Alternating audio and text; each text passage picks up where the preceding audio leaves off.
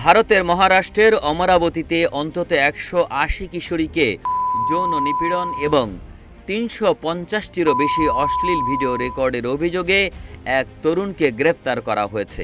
স্থানীয় এক এমপির অভিযোগের পর পুলিশ দ্রুত তাকে আটক করে।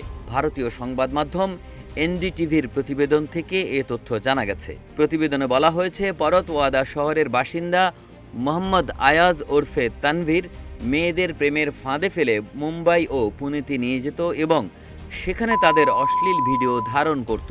পরে এই ভিডিওগুলো ব্যবহার করে তাদের ব্ল্যাকমেল করা হতো এবং দেহ ব্যবসায় বাধ্য করা হতো।